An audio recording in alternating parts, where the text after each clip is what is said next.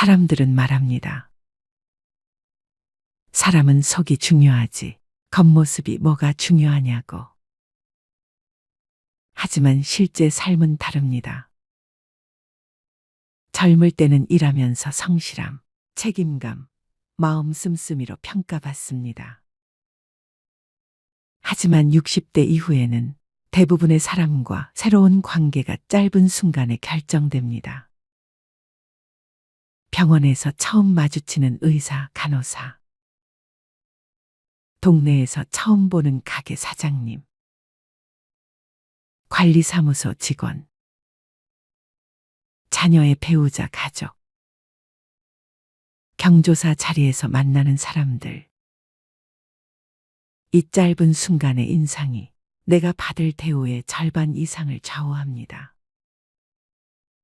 그리고 안타깝게도 나이가 들수록 후줄근하게 입은 어르신은 자동으로 약자로 보입니다.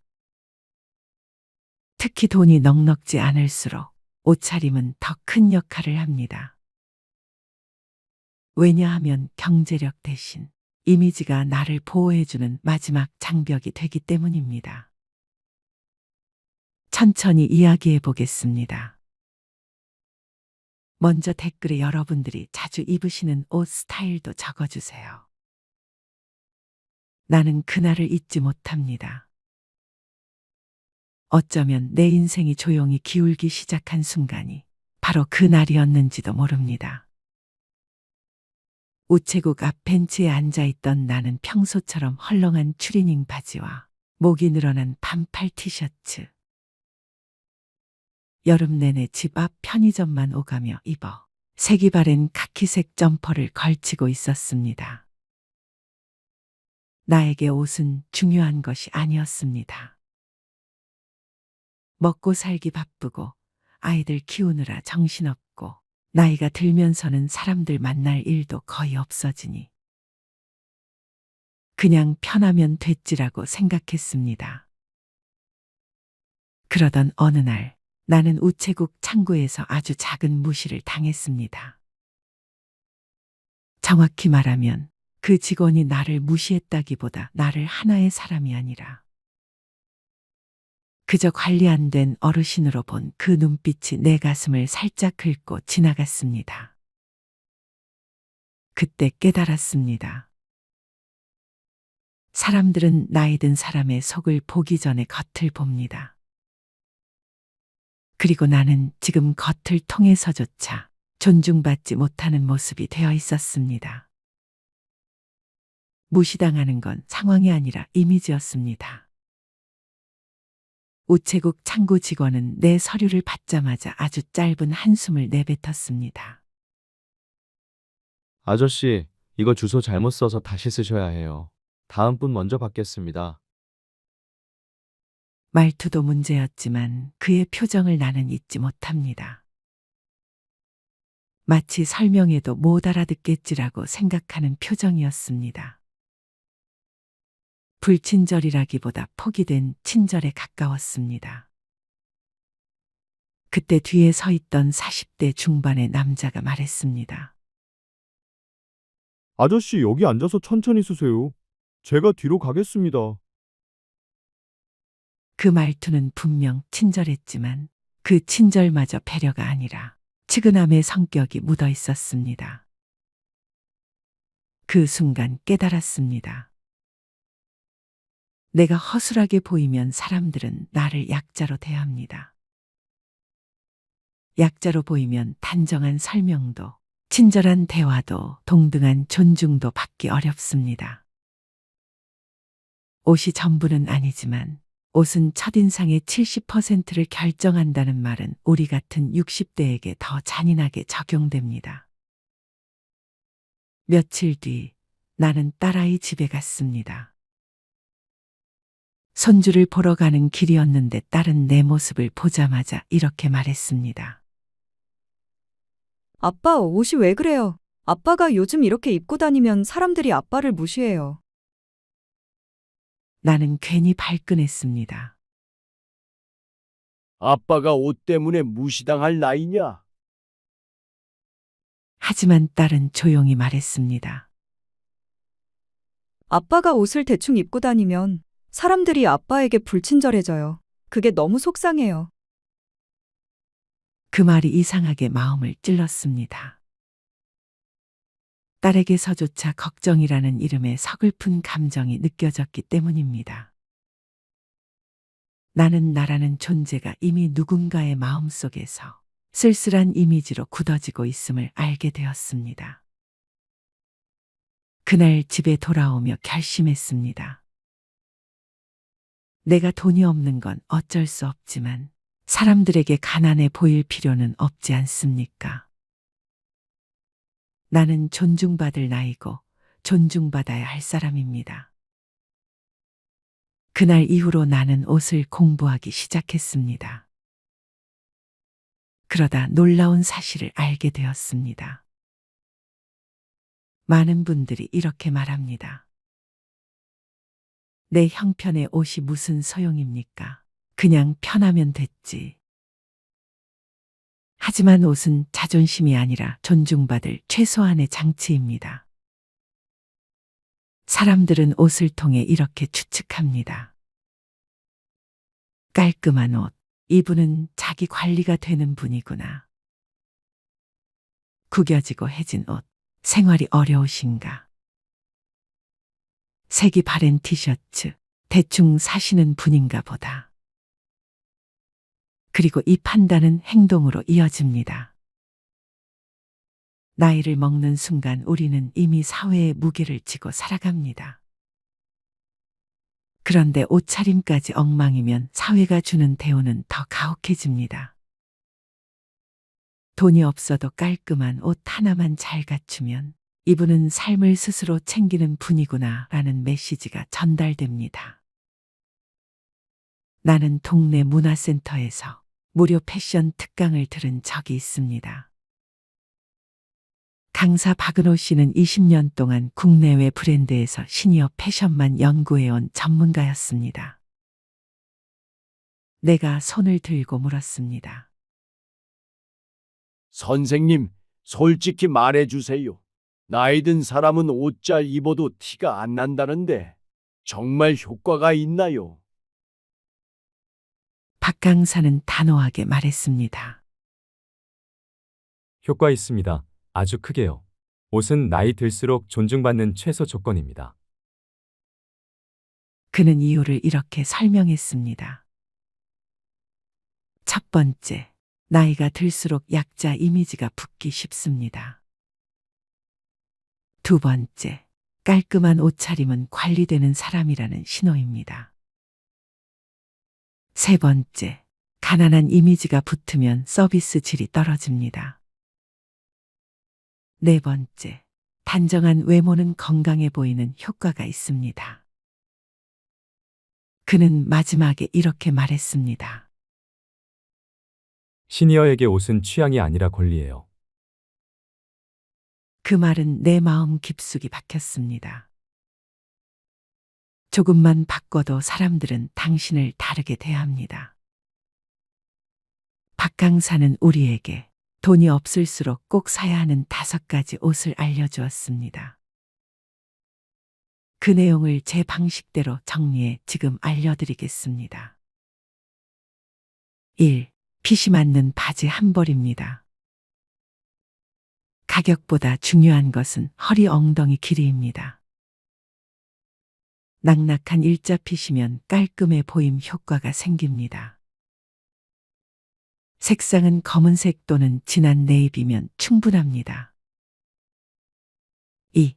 흰색, 크림색 단정한 셔츠입니다. 싼 옷도 깔끔함을 극대화할 수 있습니다. 얼굴을 환하게 비춰 젊어 보이는 효과가 있습니다. 3. 네이비 또는 베이지 컬러의 아우터입니다. 60에서 70대에게 가장 무난하고 고급스럽게 보이는 색입니다. 소재보다 중요한 것, 구김 없음입니다. 4. 좋은 신발 한 켤레입니다. 시니어에게 바른 건강의 상징입니다. 깨끗한 신발 하나면 전체 이미지가 고급스러워집니다. 운동화든 구두든 가장 중요한 것은 청결입니다. 5. 밝은색 톤의 니트입니다. 어두운 옷만 입으면 나이가 더 들어 보입니다. 베이지 오트밀 라이트 그레이 톤이 가장 안정적입니다. 저는 그날 이후로 옷을 2벌 정도 새로 샀습니다. 비싼 옷은 아니었습니다. 유니클로, 탑텐 같은 곳에서 가장 기본적인 디자인을 골랐습니다. 그런데 신기한 변화가 나타났습니다. 편의점에서 직원이 처음으로 나에게 오늘 날씨가 참 좋습니다. 어르신이라고 말을 걸어왔습니다. 동네 병원에서도 간호사가 예전보다 훨씬 부드럽고 천천히 설명해 주었습니다. 그리고 딸이 말했습니다. 아빠, 요즘 왜 이렇게 멋있어졌어요? 아빠가 달라졌어요. 그 말을 듣는 순간 나는 깨달았습니다. 세상이 나를 대하는 방식이 바뀌었지만 그보다 먼저 바뀐 것은 내가 나를 대하는 방식이었습니다. 옷이 전부는 아니지만 옷이 바뀌면 마음이 바뀌는 건 분명한 사실입니다. 어릴 적 이야기를 하나 더 하겠습니다. 옷을 바꾸기 전에 나는 늘 이렇게 말했습니다. 나이 들면 그냥 편하면 되지. 그런데 그 말 속에는 편함이 아니라 포기가 들어 있었습니다. 어릴 적 우리 집은 늘 가난했습니다. 아버지는 막노동을 하셨고 어머니는 새벽마다 팥출부로 나가셨습니다. 아버지가 입던 옷은 늘 같았습니다. 어릴 때 나는 생각했습니다. 왜 아버지는 저 옷밖에 없을까? 하지만 성인이 되고 깨달았습니다. 아버지는 선택하지 않은 것이 아니라 선택할 수 없었던 것이었습니다. 그런데 아이러니하게도 나는 아버지와 똑같이 살고 있었습니다. 가난을 핑계로 외모 관리라는 선택지를 아예 지워버린 것이었습니다. 옷을 바꾼 다음 날 나는 오래된 사진 한 장을 꺼냈습니다. 아버지가 굳은 얼굴로 서 있는 사진이었습니다. 짧게 깎은 머리, 낡은 작업복, 손에 묻은 시멘트 자국. 그 사진을 보며 나는 스스로에게 물었습니다. 내가 아버지를 닮은 건 좋지만 아버지가 견뎠던 상처까지 그대로 닮을 필요는 없지 않은가. 그 순간 깨달았습니다. 옷을 잘 입는다는 것은 누구에게 잘 보이려고가 아니라 내 인생의 서글픔을 반복하지 않겠다는 다짐이라는 사실입니다. 옷차림을 바꾼 지 일주일쯤 되었을 때였습니다. 마트에서 할인 딸기를 집어들고 계산대 줄을 서 있었습니다. 그때 뒤에서 한 아주머니가 말했습니다. 어르신, 제가 먼저 계산해도 될까요? 아이가 차에서 울어서요. 예전 같으면 아, 네 하고 작아졌겠지만 그날의 나는 자연스럽게 웃으며 말했습니다. 그럼요. 얼른 가보세요. 그 아주머니는 고개를 여러 번 숙였고 그 모습이 참 따뜻했습니다. 그리고 계산대 직원이 말했습니다. 어르신, 오늘 정말 멋지십니다. 이 색깔이 너무 잘 어울려요. 그 말을 듣는 순간 나는 얼어붙었습니다. 살면서 그런 말을 들어본 적이 거의 없었기 때문입니다. 그때 깨달았습니다. 친절은 친절을 낳고 존중은 존중을 불러온다는 것을요. 그리고 그 첫 단추가 바로 이미지였습니다. 내가 나를 깔끔하게 정돈하니 사람들의 태도도 자연스럽게 정돈되기 시작했습니다. 나이를 먹는다는 건 이미지가 약해지는 과정입니다. 나는 다시 문화센터에 찾아가 이번에는 패션 심리학 박사인 임수정 강사에게 질문했습니다. 선생님, 왜 나이 들면 그렇게 옷차림 하나로 사람 대접이 달라지는 겁니까? 그녀는 잠시 생각하더니 조용히 말했습니다. 첫 번째, 나이가 들면 기본 정보가 줄어든다. 젊을 때는 표정, 말투, 에너지, 직업, 역할이 사람에게 많은 힌트를 줍니다. 하지만 60대가 되면 이 정보들이 크게 줄어듭니다. 그래서 사람들은 겉모습에서 빠르게 판단하려는 경향이 생깁니다.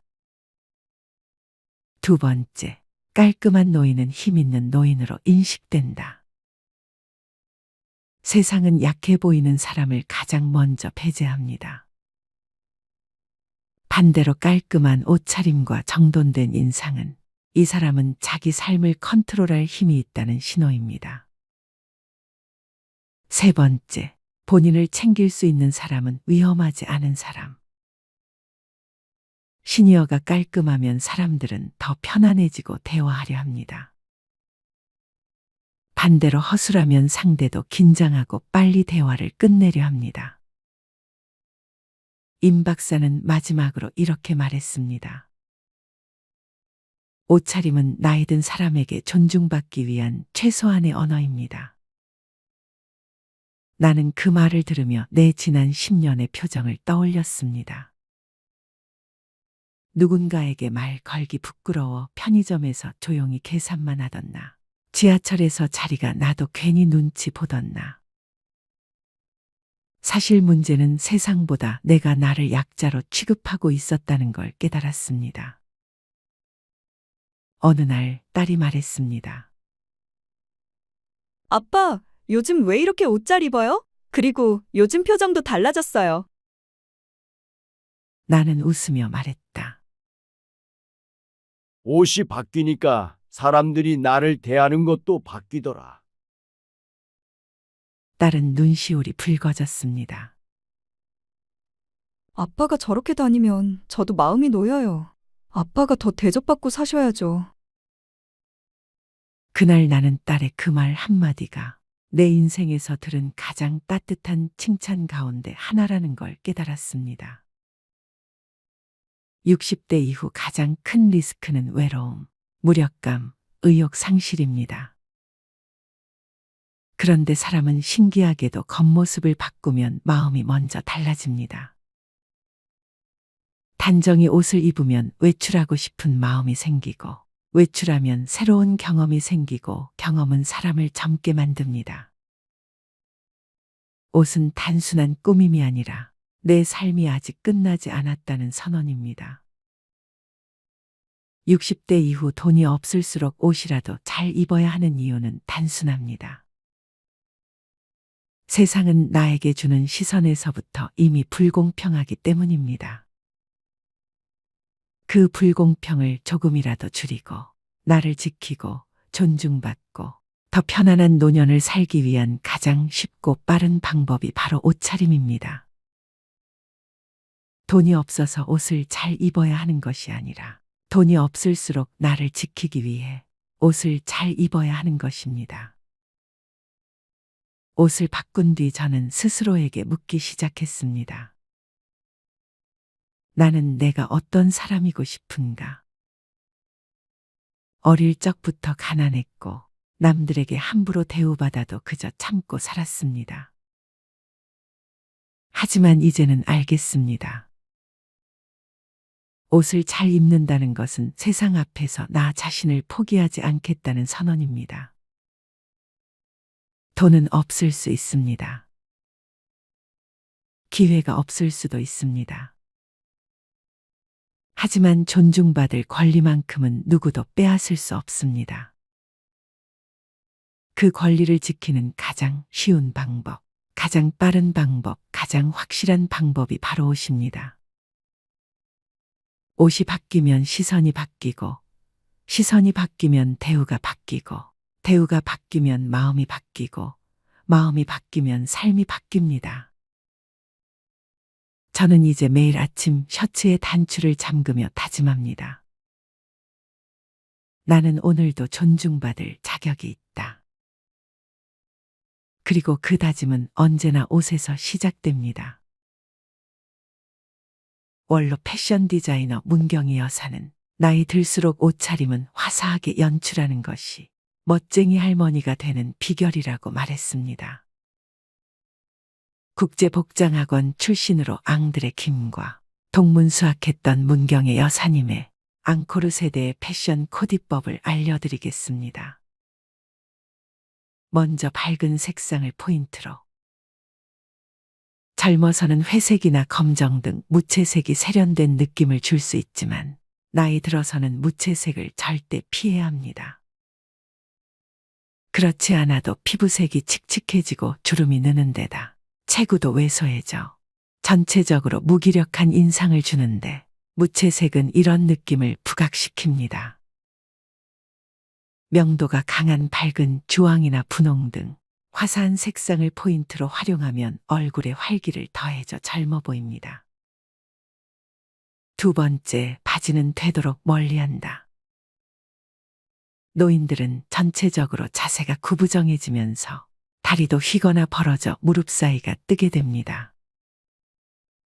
이럴 때 바지를 입으면 휘어서 엉거주춤한 다리를 그대로 드러내게 됩니다.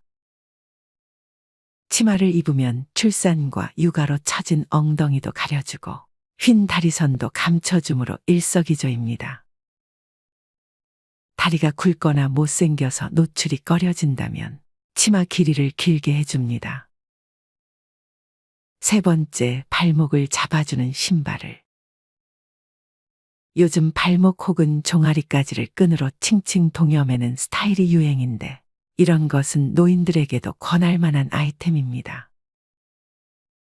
노인들은 발목이 약하기 때문에 발목을 끈으로 묶는 스타일의 신발을 신으면 안정감을 더해줍니다. 샌들의 경우 뒷끈이 없는 슬리퍼형은 자칫 발목을 삘 우려가 있으니 피해야 할 품목입니다. 네 번째, 귀걸이는 피하라. 실버 세대에게 귀걸이는 익숙치 않은 액세서리입니다. 어설프게 했다가는 어딘가 겉도는 느낌만 강조됩니다. 따라서 반지나 목걸이, 브로치 정도가 좋습니다. 액세서리는 옷차림에 포인트를 주고 풍요로운 느낌을 강조해주는 고마운 존재입니다. 진짜든 가짜든 보석이나 진주 등의 알은 좀 크다 싶은 것을 하는 게 더 여유로워 보여서 좋습니다. 다섯 번째, 걸음걸이에 신경 쓴다. 사람이 멋스럽게 보이는 것은 그 사람의 자세와 관계가 있습니다. 걸을 때 허리를 꼿꼿하게 펴고 무릎을 쭉 펴면서 걷는 연습을 하면 전체적인 인상이 당당하고 여유로워 보입니다.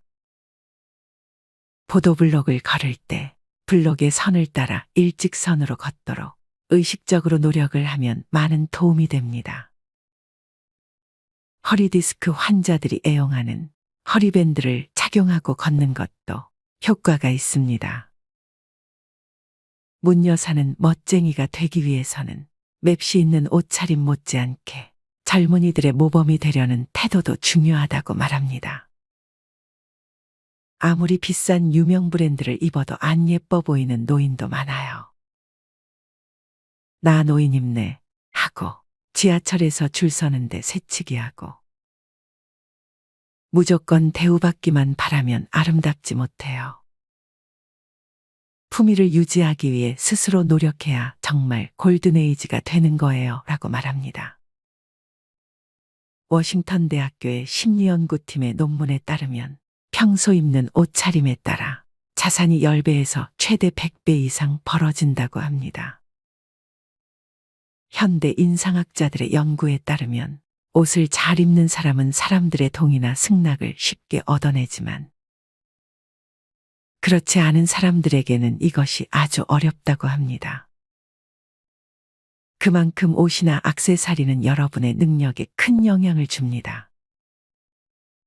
미국 최초의 이미지 컨설턴트인 존 T. 몰러이의 실험 사례로 자신의 저서 성공을 위한 복장에서 다음과 같은 실험 내용을 기재하였습니다. 관공서와 금융가가 많은 월가 뉴욕시에 있는 어느 회사 사무실에서 비서 100여 명을 두 그룹으로 나눈 다음 동일한 남자 배우에게 각각의 복장을 다르게 입히고 비서들로 하여금 줄을 바르게 서도록 정돈시켜 보라고 했습니다. 첫 번째 사례는 모델에게 굽이 없는 검은색 구두에 은으로 된 버클이 달린 번쩍거리는 녹색 양복에 값이 싼 넥타이를 착용하고 줄을 세웠더니 명령에 따라 줄을 선 사람은 10명 중 20명이었습니다. 두 번째 사례는 동일한 배우가 감청색 계열의 양복에 흰색 와이셔츠를 입고 은빛의 넥타이에 굽이 있는 가죽 구두를 신고 단정하게 헤어 스타일링까지 마치고 줄을 서도록 명령을 하자. 두 번째 그룹에서는 비서 10명 중 42명이 그 명령에 따라 줄을 섰습니다. 의복과 외모가 주는 정보는 그 사람의 직위와 능력까지 판단하는 근거가 되는 사례를 단적으로 보였습니다. 이렇듯 의복은 제2의 피부, 제2의 신체, 또 다른 나의 일부로 표현되고 있습니다. 프랑스 여자는 늙지 않는다란 책을 쓴 루이비통 계열사 최고 경영자 출신 미레우 길리아노는 우아하게 나이 드는 비결은 태도에 있다고 말했습니다. 이는 삶에 대한 태도라고 합니다. 패션에 대한 해마다의 유행을 따르기보다는 내면의 스타일을 소중하게 여기며 꾸준히 가꿔가는 마음가짐이 품격 있는 스타일을 만든다는 것입니다. 그래서 프랑스 사람들은 노화를 가장 적게 걱정하는 국민이라는 말도 있습니다. 그들은 여든은 되어야 늙었다고 생각하며 두려운 것은 노화가 아니라 매력을 잃는 것이라고 합니다. 우리도 의복에 남다른 애정을 가진 유구한 역사를 자랑하는 민족인 만큼 시니어 패션 시장의 성장과 더불어 남에게 보여주는 스타일보다 더 편안하고 자유로운 패션도 표현할 수 있게 되면 좋겠습니다. 삶에서도 스타일에서도 여전히 눈부신 멋쟁이 시니어들의 패션은 아직 한창 때이니까요.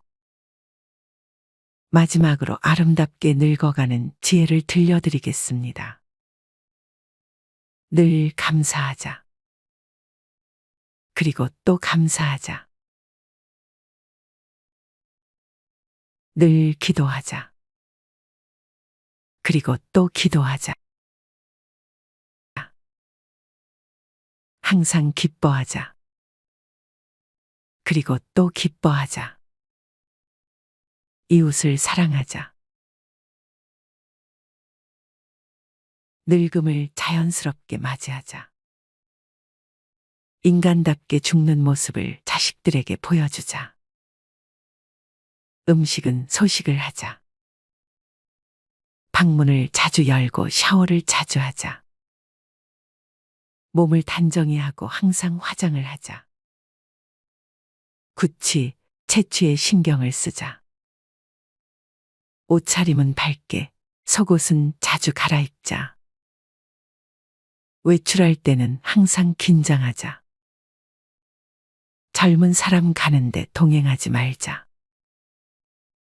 여행을 떠난다면 여행지에 가서 죽어도 좋다고 생각하자.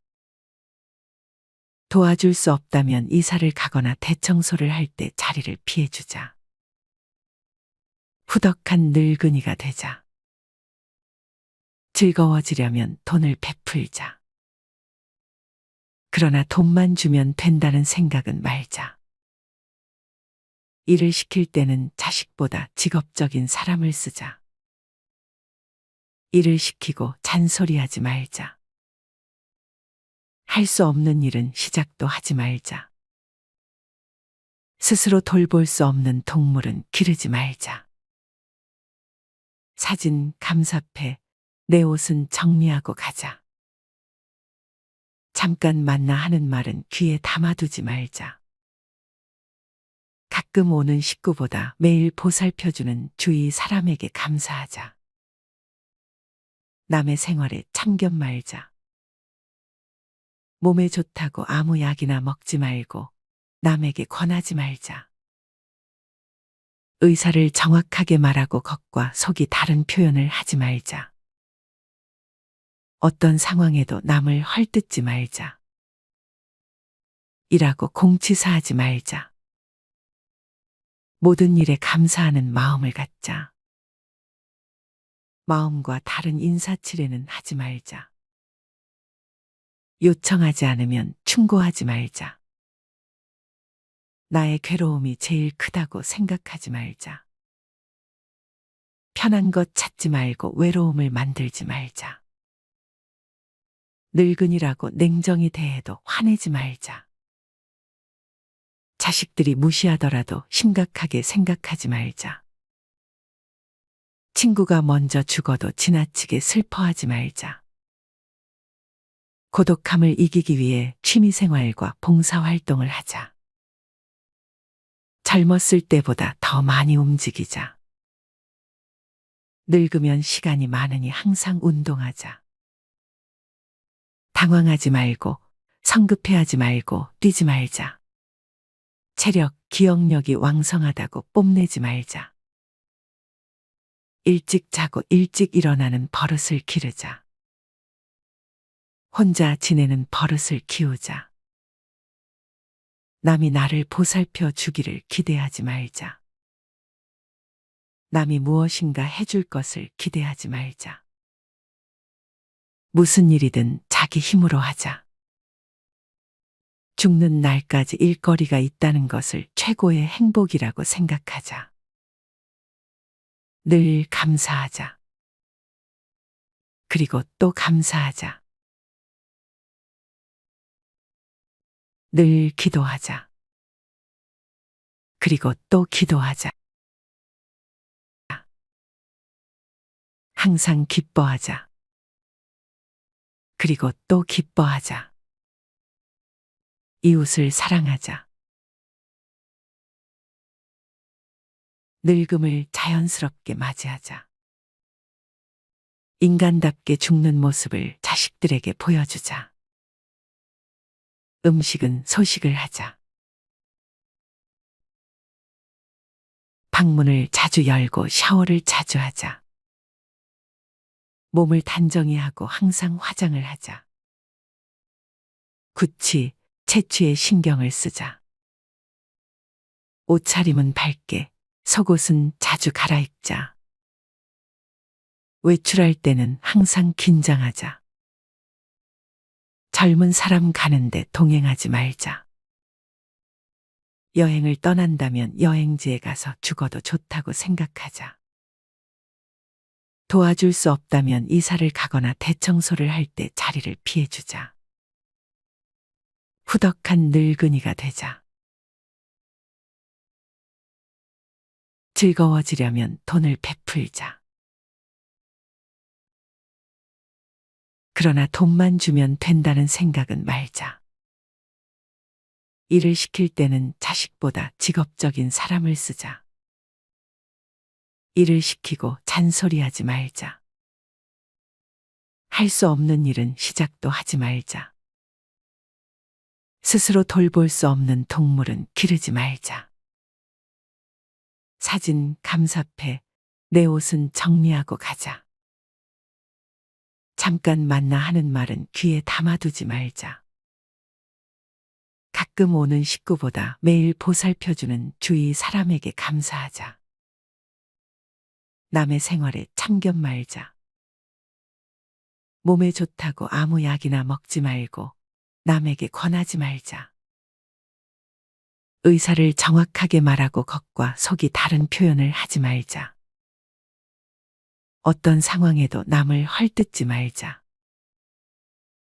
일하고 공치사하지 말자. 모든 일에 감사하는 마음을 갖자. 마음과 다른 인사치레는 하지 말자. 요청하지 않으면 충고하지 말자. 나의 괴로움이 제일 크다고 생각하지 말자. 편한 것 찾지 말고 외로움을 만들지 말자. 늙은이라고 냉정히 대해도 화내지 말자. 자식들이 무시하더라도 심각하게 생각하지 말자. 친구가 먼저 죽어도 지나치게 슬퍼하지 말자.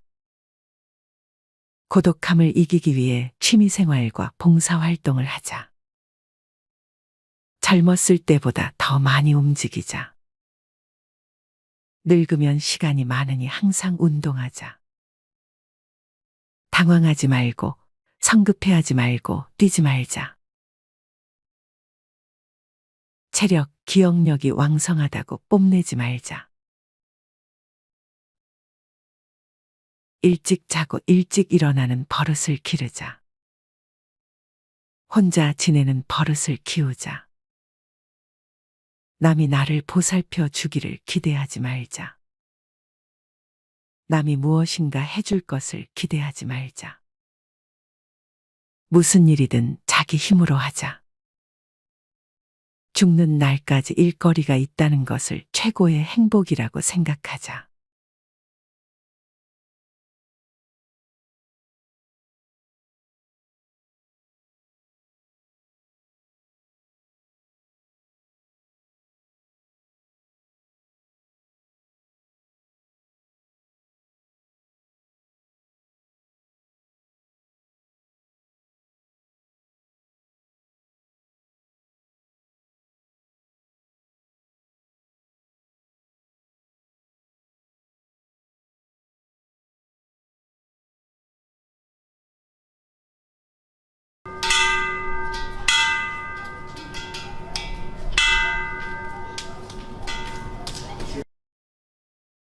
은퇴한 지 1년째인 63세 박정훈 씨는 그날도 동네 친구들과의 정기 모임에 나갔습니다. 장소는 늘 그렇듯 시장 근처에 있는 은성식당. 허름하지만 숯불 냄새가 좋고 사장님이 인심이 좋아 고기 한 점 더 얹어주는 그런 곳이었습니다. 저녁 6시 모임에 단골 멤버들이 하나둘 모였습니다. 태수, 영만, 진우, 동철, 민호 그리고 정훈. 다들 40년 넘게 알고 지낸 얼굴들입니다. 야, 이제 우리 진짜 다 은퇴했네. 태수가 소주잔을 들며 말하자 누군가 은퇴라니 듣기 싫다 하며 웃었습니다. 그러나 그 웃음엔 어딘가 쓸쓸함이 묻어 있었습니다. 퇴직이란 단어는 어릴 적엔 부러움이었지만 막상 그 나이에 다 보니 끝이라는 말처럼 들리기 때문입니다. 소주 한 병이 비워질 때쯤 평소 장난기 많은 영만이 말을 꺼냈습니다. 야, 우리 다 친구끼리 숨김없이 한번 얘기해보자. 지금 통장에 얼마 남았냐? 궁금하잖아. 순간 분위기가 얼어붙었습니다. 누군가 농담으로 툭 던진 말이었지만 그 한마디가 마치 마음속을 들추는 질문 같았기 때문입니다. 태수가 헛기침을 하며 말했습니다. 나, 한 3억 좀 넘게 있지. 아파트 있으니까 걱정은 없고. 야, 너 거짓말하지 마. 너 부동산 임대도 있잖아. 진우가 웃으며 말하자 다들 허 웃음이 터졌습니다. 그래봤자 뭐하냐. 자식들 결혼식 한 번 하면 반은 날아간다. 누군가의 현실적인 말에 분위기가 금세 가라앉았습니다. 그때 영만이 정훈을 보며 물었습니다. 정훈아, 넌 기술직으로 오래 다녔잖아. 연금도 꽤 될 거고 뭐 좀 모아놨지? 정훈 씨는 웃으며 숟가락을 내려놨습니다. 나, 글쎄, 아파트 하나, 그리고 통장에 조금. 그냥 하루 세끼 먹고 사는 정도야. 순간 친구들은 조용해졌습니다.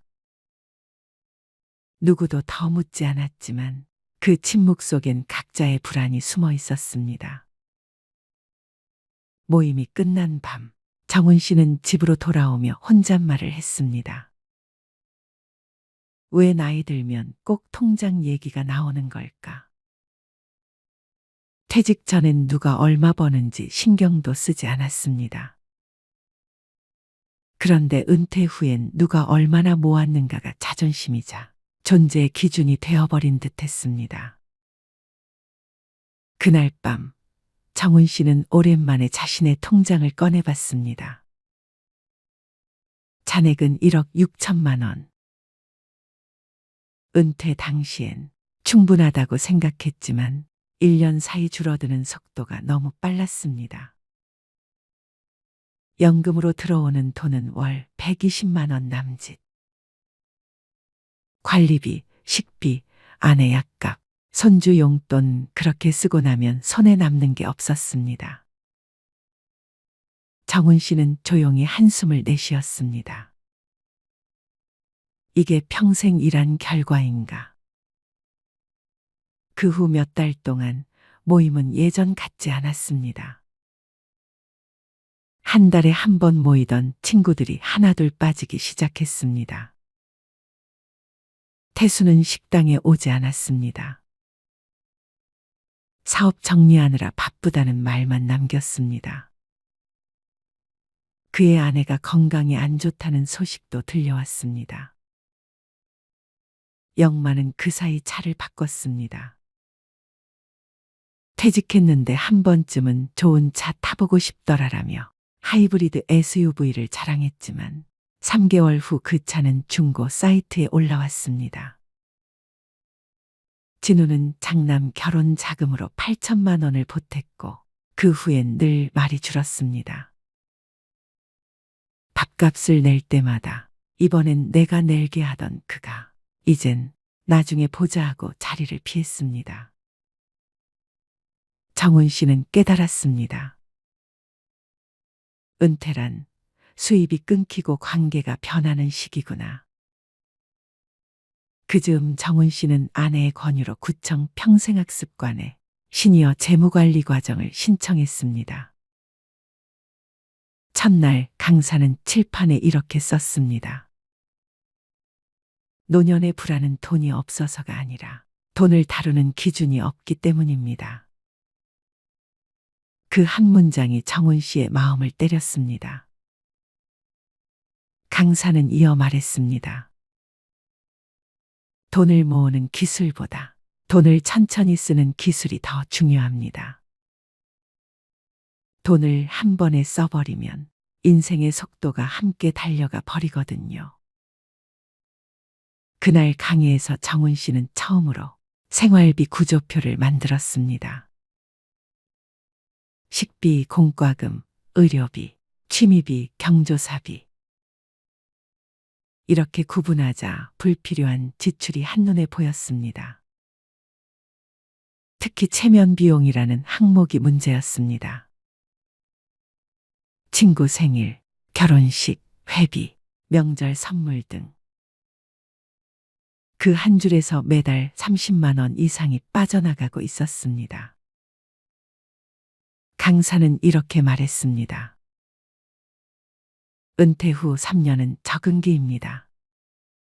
그때 대부분이 하는 실수는 은퇴 전의 소비 습관을 그대로 유지하는 것입니다. 정훈 씨는 그 말을 듣고 고개를 끄덕였습니다. 회사 다닐 땐 회식 후 5만 원, 10만 원이 아무렇지 않았지만 지금은 커피 한 잔도 계산이 망설여졌습니다. 그는 점점 깨달았습니다. 돈이 줄어서 힘든 게 아니라 소비의 기준을 바꾸지 못해서 힘든 거구나. 그날 이후 그는 생활을 다시 정리했습니다. 자동차는 팔고 대중교통으로 바꿨습니다. 매일 점심은 직접 도시락을 싸서 나갔고 커피는 집에서 내려 마셨습니다. 이상하게도 통장은 그대로인데 마음은 더 편해졌습니다. 6개월 후 모임이 다시 열렸습니다.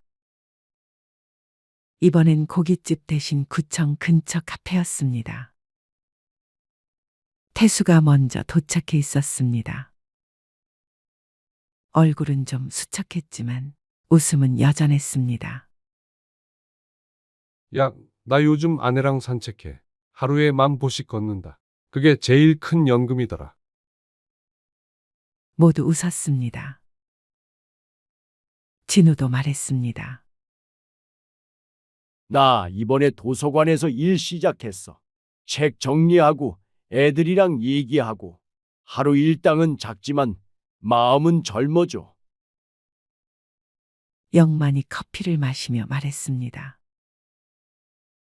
난 공공근로 나가. 월 80만 원이지만 사람들이랑 얘기하고 웃다 보면 하루가 금방 가. 정훈 씨는 조용히 그 모습을 바라봤습니다.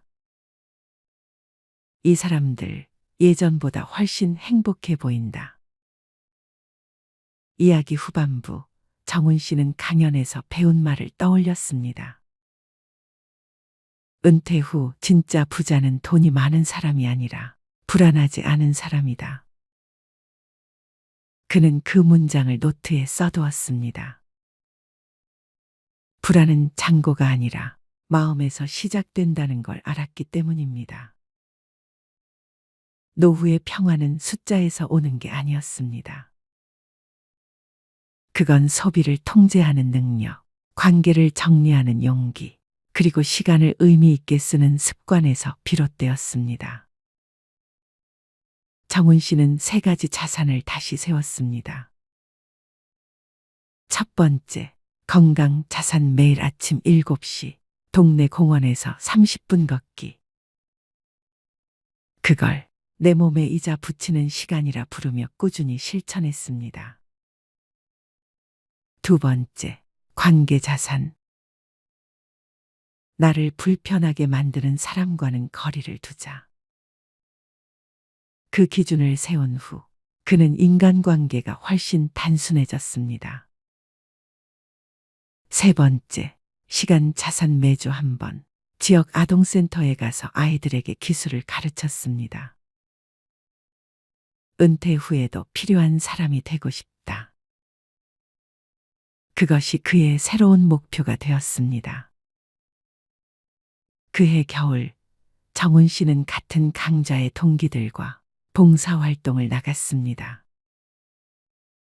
그곳에서 만난 한 노인이 이런 말을 했습니다. 나는 통장에 1,000만 원도 없지만 내가 먹고 싶은 밥을 내 손으로 지을 수 있어서 부자야. 그 한마디에 정훈 씨는 고개를 숙였습니다. 진짜 부자는 마음이 가난하지 않은 사람이었습니다. 1년이 지나 다시 모임이 열렸습니다. 이번엔 누가 먼저 통장 이야기를 꺼내지 않았습니다. 대신 정훈 씨가 잔을 들고 말했습니다. 야, 우리 이제 얼마 모았냐고 묻지 말자. 그 대신 하루를 얼마나 즐겁게 살았는지만 물어보자. 그 말에 다들 웃으며 고개를 끄덕였습니다. 그들의 통장은 줄어들고 있었지만 대신 마음속엔 여유라는 잔고가 채워지고 있었습니다. 사람들은 흔히 묻습니다. 은퇴 후 얼마 있어야 살 수 있나요? 하지만 그 질문의 핵심은 얼마가 아니라 어떻게입니다. 지출 구조를 단순하게 만들 것. 돈이 어디로 새는지 모르면 아무리 많아도 부족합니다. 체면 비용을 과감히 끊을 것. 진짜 친구는 내가 싸구려 커피를 마셔도 함께 웃을 수 있는 사람입니다. 소득이 끊겨도 가치 있는 일을 찾을 것. 하루에 5,000원을 벌어도 누군가에게 필요한 사람이라면 그건 행복입니다. 그리고 마지막으로 돈보다 마음의 구조를 바꾸는 것. 돈이 줄면 불행해지는 사람이 아니라 돈이 줄어도 평온한 사람이 되는 것이 진짜 노년의 성공입니다. 정훈 씨는 요즘 매일 오전 9시에 나가 동네 공원 벤치에 앉습니다. 커피 한 잔 들고 친구에게 전화를 겁니다. 오늘은 어디까지 걸었냐? 나 만보 채웠지. 그 통화 속엔 더 이상 비교도 자랑도 없습니다. 그저 하루를 살아낸 서로의 안부가 전부입니다. 그가 미소 지으며 말했습니다. 돈은 줄었지만 마음은 늘고 있다. 우리가 묻는 질문을 바꿔야 합니다. 은퇴한 친구들은 통장에 얼마를 모았을까? 이 질문 대신 이렇게 물어야 합니다. 그들은 지금 얼마나 평온하게 살고 있을까? 진짜 부자는 숫자 속에 있지 않습니다. 그건 하루를 걱정 없이 보내는 마음 속에 있습니다. 50대, 60대는 참 어려운 시기입니다. 밖에 나가면 다 돈인데 그렇다고 안방에서 맨날 넷플릭스 보면서 집밥만 먹을 순 없고 고물가 고금리 쓰나미가 몰아치면서 은퇴를 앞둔 사람들의 고민이 커지고 있습니다. 가게 생활비가 무섭게 오르는 상황에서 노후 자금은 얼마나 준비해야 충분할지 걱정하는 것입니다. 일반적으로 60세가 되면 소득이 끊기기 때문에 가계 손익 구조는 마이너스로 바뀌게 됩니다. 고물가 장기화가 더해지면서 고령 세대의 살림살이는 예전보다 더 팍팍해졌습니다. 최근 통계청이 발표한 생애주기 적자 추이를 봐도 61세에 시작된 적자 인생은 죽을 때까지 이어집니다. 이러한 시행착오를 줄이려면 나보다 앞서 길을 걸어간 선배들의 조언이 유용한 길잡이가 됩니다. 80대 선배들이 퇴직하고 나서 이걸 하길 참 잘했다. 시간을 되돌려도 이것만은 꼭 하겠다. 고 추천하는 건 무엇일까요? 먼저 첫 번째, 건강관리. 죽기 전 10년은 앓다가 간다. 평생 의료비의 절반은 70세 이후에 쓴다. 나이가 들면 돋보기, 보청기, 틀니, 지팡이, 약봉지가 일상이 됩니다. 아프면 서럽다지만 더 큰 문제는 질병으로 인해 파생되는 삶의 질 저하입니다. 새해 1월에는 늘 건강을 외칩니다. 가장 귀담아 들어야 할 사람들은 바로 50에서 60대들입니다. 건강을 잃으면 모든 것을 잃는다는 말을 실감하는 나이이죠. 암 등 중병이라도 걸리면 돈도 많이 들어갑니다. 타인의 도움이 필요해지는 상황이 닥치면 더 실감합니다. 특히 간병비는 건강보험이 적용되지 않아서 사비로 충당해야 하는데 최근 인건비 상승으로 월 3, 400만 원이 드는 경우가 태반입니다. 얼마나 오래 아플지, 간병비는 언제까지 나갈지, 이런 모든 일정이 불확실하다는 것도 문제입니다. 병을 늦게 발견해 건강보험이 안 되는 신약까지 사용하면 노후 설계가 송두리째 흔들립니다. 겨우 장만한 집 한 채를 팔 정도가 아니더라도 예금은 거의 다 날아갈 수 있습니다. 우리보다 앞서 고령화된 일본에서도 병원 신세를 지는 노인들이 의료와 요양의 노후 자금을 쏟아부으면서 간병 파산 위험에 직면했습니다. 노후에 돈을 아끼는, 아니 버는 방법은 부부가 모두 건강한 것입니다. 운에 내 몸을 맡기지 말고 스스로 노력해야 병원비, 약값을 아낄 수 있습니다. 해마다 돌아오는 국가검진을 꼬박꼬박 받아야 합니다. 40대 이상은 2년마다 위내시경, 50대 이상은 매년 대변 검사에 이어 대장 내시경을 받을 수 있습니다. 귀찮다고 내시경이 무섭다고 검진을 건너뛰면 후회할 수 있습니다. 최근 위암, 대장암이 줄고 있는 것은 국가암 검진의 영향도 큽니다. 조기 발견은 물론 암 예방에도 도움이 됩니다. 노후에는 건강을 잘 지키기만 해도 흑자 인생을 보낼 수 있습니다. 건강이 곧 돈이기 때문입니다. 음주, 야식, 흡연, 과식, 소파와 한몸 등과 같은 나쁜 생활 습관은 건강을 해치며 노후 파산의 원인이 됩니다. 사랑하는 자녀에게 부모 부양으로 경제적인 부담을 주지 않는 가장 손쉬운 방법이 본인 건강 관리입니다. 평소엔 잊기 쉽지만 치아 관리에도 힘써야 합니다. 김현정 서울대 치대 교수는 구강 건강이 나빠지면 노쇠 위험이 높아진다는 연구가 나와 있을 정도로 구강 건강은 노년기 삶의 질을 좌우한다면서 치아와 잇몸이 부실한 고령자는 영양 섭취를 제대로 하지 못해 기력이 금방 쇠하는데 이렇게 되면 근력 저하와 반복적인 낙상, 만성질환 악화 등의 위험이 커진다고 말했습니다. 치아가 부실하면 먹는 즐거움이 사라지고 식욕 저하로 만성적 영양 불량 상태에 빠지기 쉽습니다. 그리고 담배를 끊어야 합니다. 흡연은 고혈압, 당뇨병, 뇌경색, 심근경색, 신장병으로 가는 주범입니다. 여기서 담배의 유해성을 새삼 들먹이고 싶지 않습니다. 수많은 발암 물질이 가득한 매캐한 연기를 흡입하니 나이 들면 몸이 고장 날 수밖에 없습니다. 최근 7, 80대 할머니 폐암 환자가 많은 것은 과거 안방에서도 자유롭게 담배를 피웠던 문화의 영향도 큽니다. 필터를 거치지 않은 담배 연기 속에 발암 물질이 더 많습니다. 이기적인 아버지 탓에 아이들도 병이 들었을 것입니다. 자식들이 부모 간병비까지 부담하면 등골이 휩니다.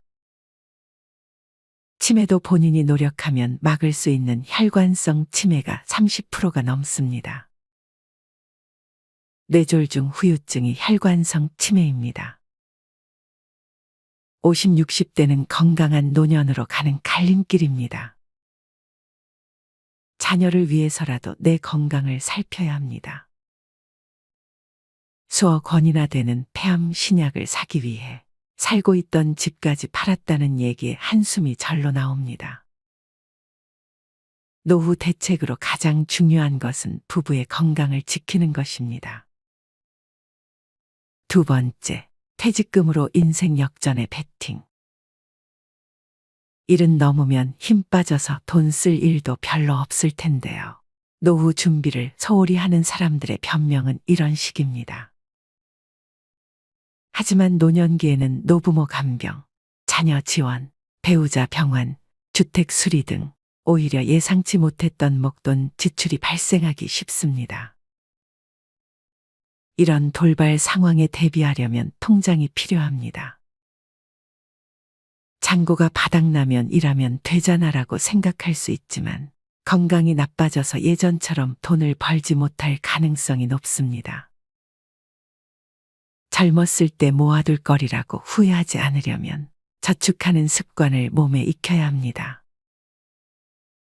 지금 벌고 있는 소득은 20, 30년 후에 소득이 없을 내 자신과 배우자가 쓸 소중한 씨앗입니다. 나중에 퇴직금을 받을 테니까 저축은 필요 없다는 생각도 위험합니다.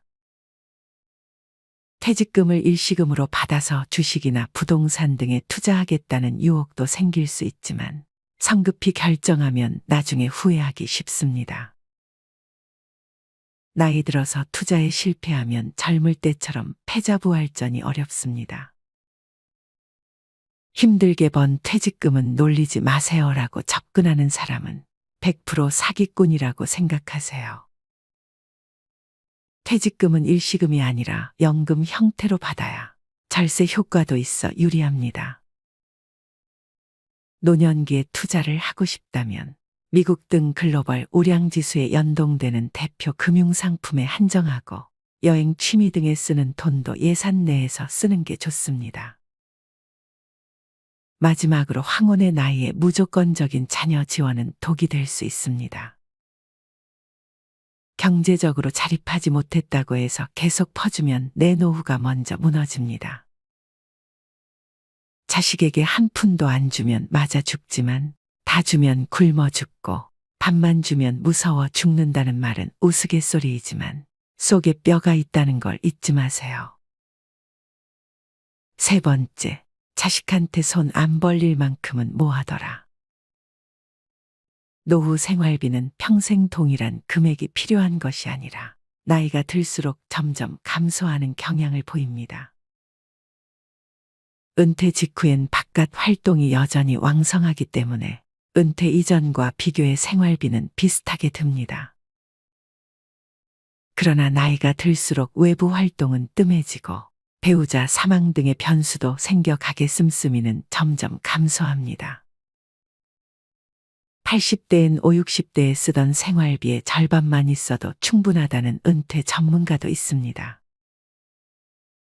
베스트셀러 87세 비즈니스맨, 지금이 최고 전성기를 펴낸 88세 코리아 마시로 씨는 나이가 들수록 소비 욕구가 약해지기 때문에 큰 병에 걸리지 않는 한 그렇게 큰 돈이 필요하지 않다면서 퇴직하고 돈을 더 많이 벌겠다고 자꾸 욕심을 내면 오히려 삶의 균형이 깨져 불행해지기 쉽다고 말했습니다.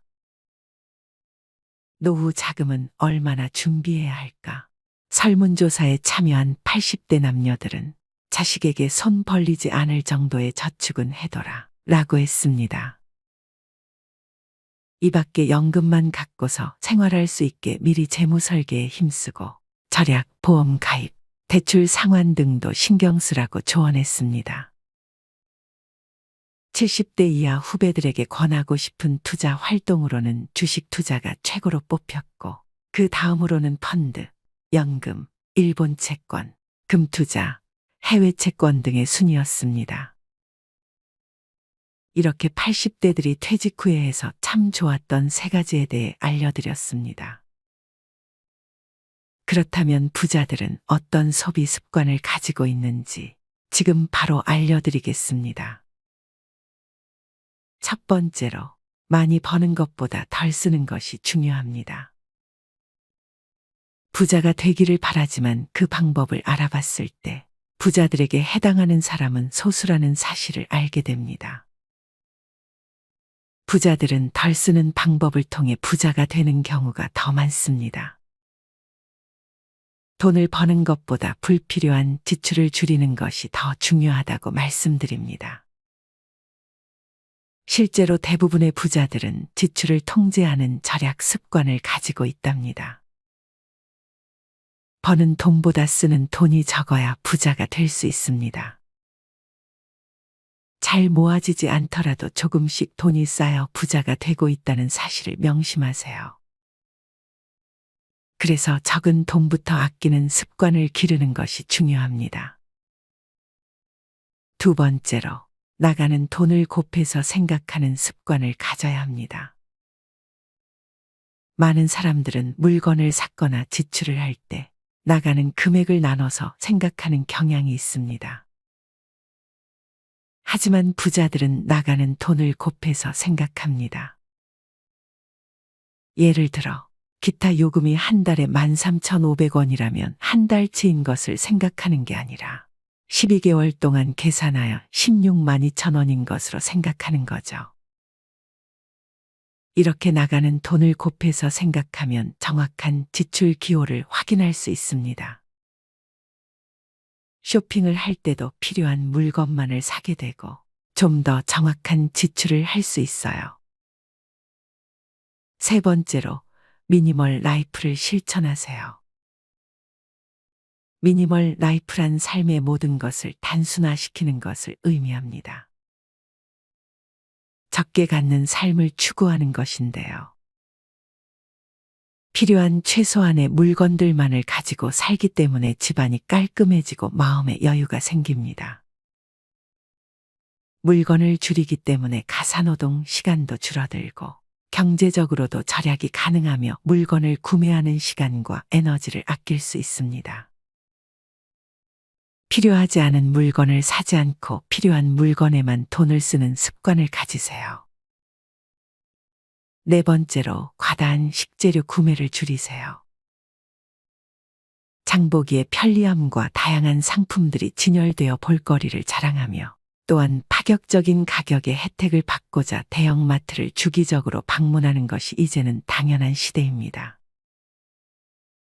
그러나 경제적 소비를 위해 쇼핑함에도 불구하고 당장 필요하지도 않는 먹을거리를 양을 많이 제공하거나 가격을 할인한다는 이유로 충동 구매를 하는 경우도 자주 있습니다.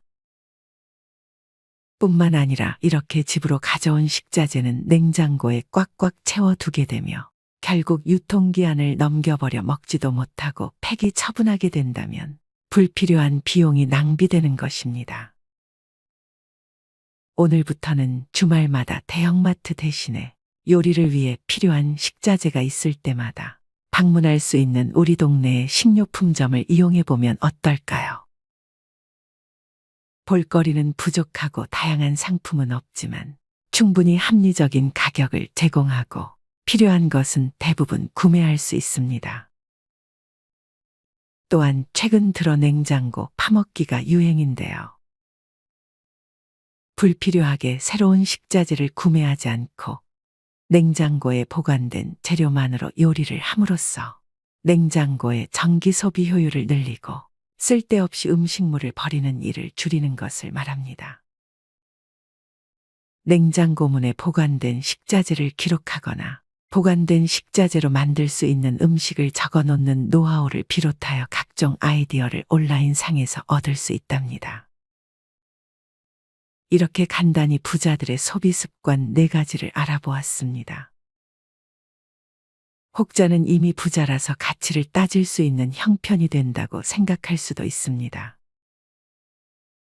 하지만 소비 습관에 따라 부자가 되는 길을 더 단축시킬 수도 있는 것이죠.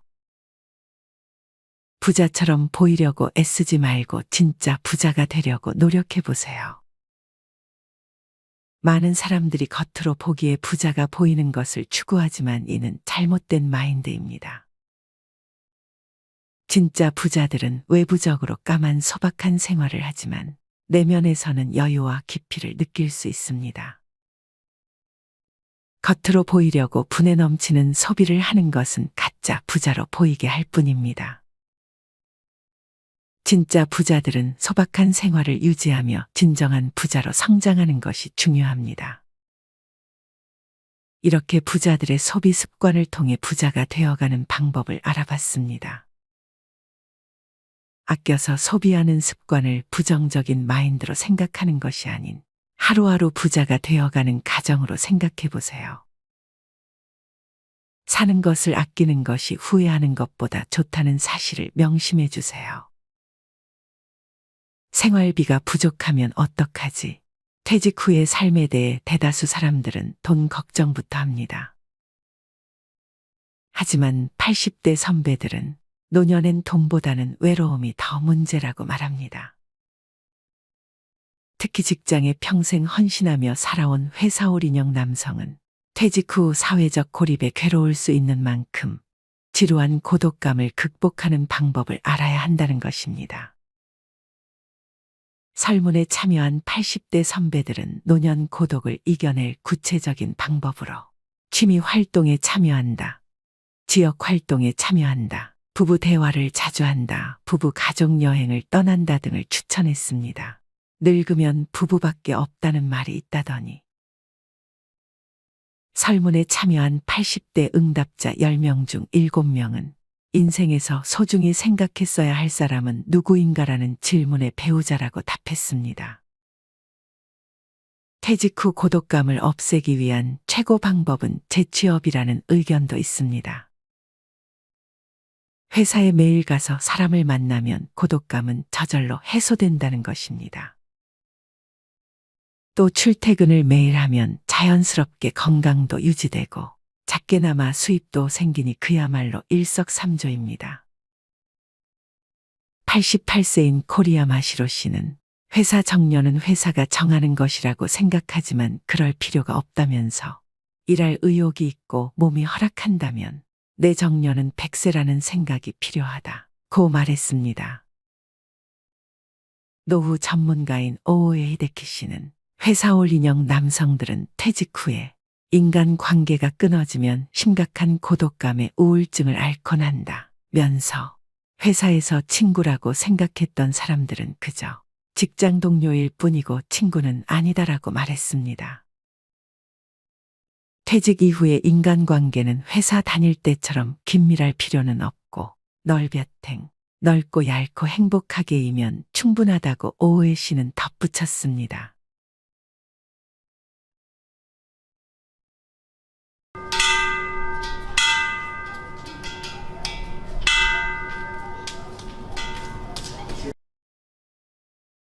사람은 나이가 들수록 조용해집니다. 젊을 땐 속도와 편리함을 좇으며 살아가죠.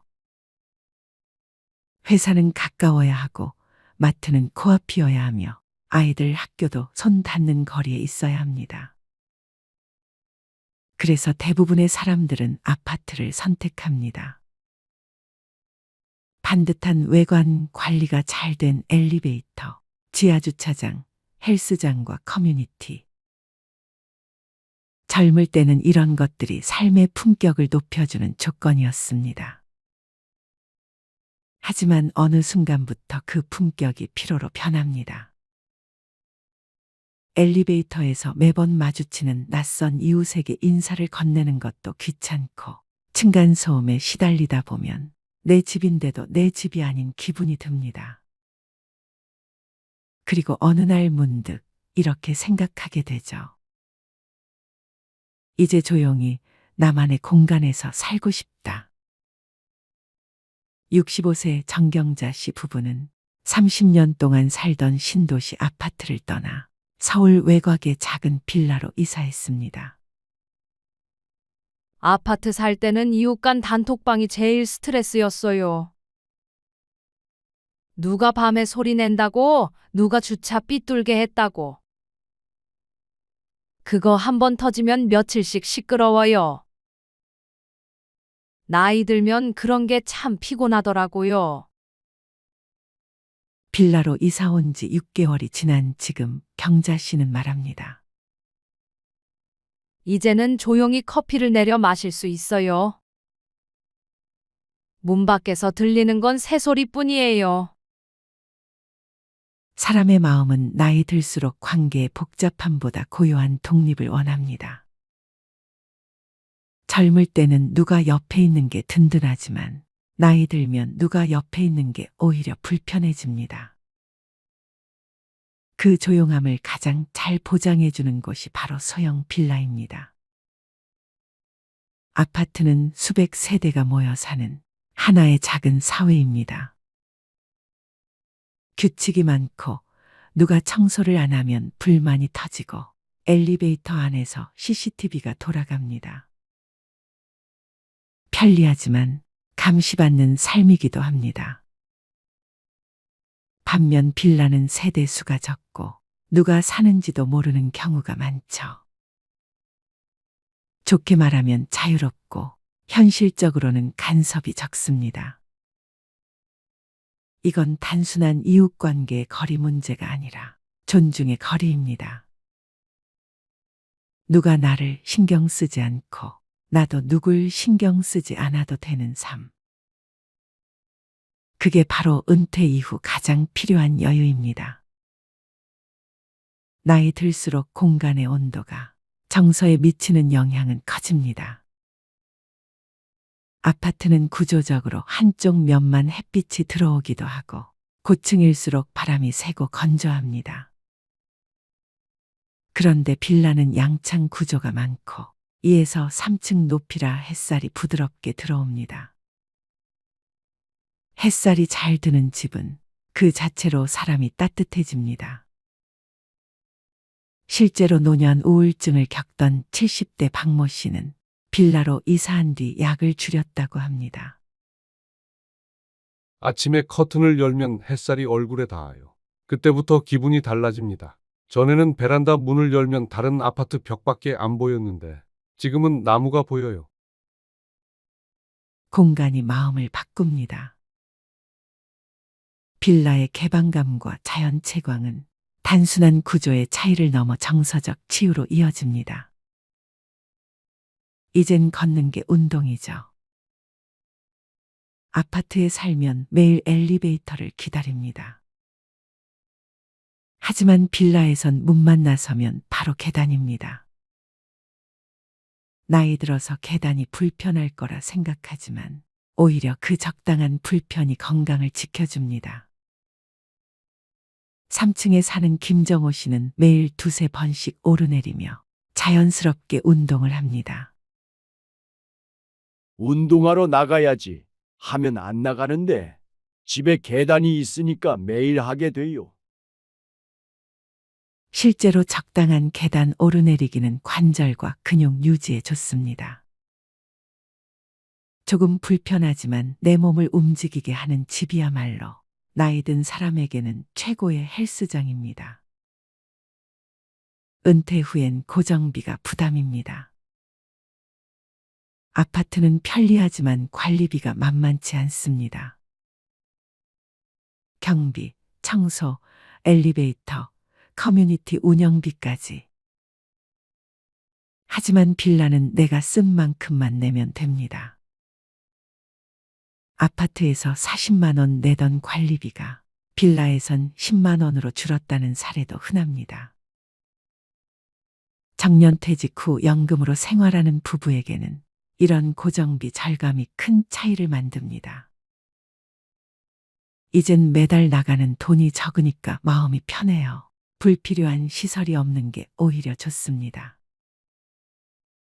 나이 들어서는 편리함보다 단순함이 행복을 만듭니다.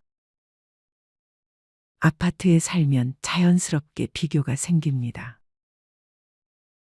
옆집 차, 윗집 인테리어, 아랫집 손주. 하지만 빌라에선 그런 비교가 사라집니다.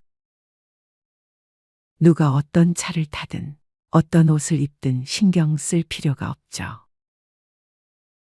비교는 자존감을 갉아먹습니다. 나이 들어선 경쟁이 아니라 평온이 필요합니다. 이젠 그냥 내 하루가 조용하면 돼요. 그 말은 단순하지만 진심으로 평화로운 사람만이 할 수 있는 말입니다. 층간소음은 단순히 귀의 문제가 아니라 마음의 문제입니다. 아파트는 위아래, 양옆으로 세대가 붙어 있어 언제든 소음이 들립니다. 하지만 빌라는 구조상 벽이 두껍고 세대가 적어 조용합니다. 은퇴 후 대부분의 시간을 집에서 보내는 사람들에게 이건 매우 중요합니다. 소리 하나 없이 조용하니까 잠도 깊이 자요. 조용한 집은 곧 마음의 쉼터입니다. 아파트는 관리가 철저하지만 대신 내가 손 뗄 수 있는 여지가 적습니다. 하지만 빌라에선 작은 마당이나 테라스, 창가에 화분 하나라도 마음대로 둘 수 있습니다. 그 자유가 삶의 의욕을 줍니다. 70세 장모 씨는 이렇게 말했습니다. 아침마다 창문 옆 화분에 물을 주는 게 제 일상이에요. 예전엔 그냥 하루하루 버티는 기분이었는데 이제는 뭔가를 돌보는 재미가 생겼어요. 나이 든다는 건 큰 것을 가지는 게 아니라 작은 것에 정을 붙이는 과정입니다. 빌라는 그 작은 정을 키워갈 수 있는 공간입니다. 예전에는 집값이 오를 곳을 찾았습니다. 하지만 지금은 편히 살 집을 찾습니다. 노년층은 더 이상 집을 자산으로 보지 않습니다. 이 집은 나의 마지막 집이 될지도 모른다.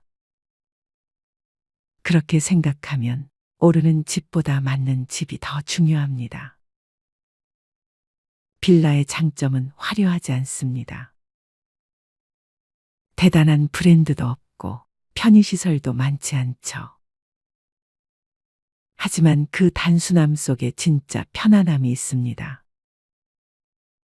아파트는 시스템 안의 삶이라면 빌라는 사람의 삶입니다.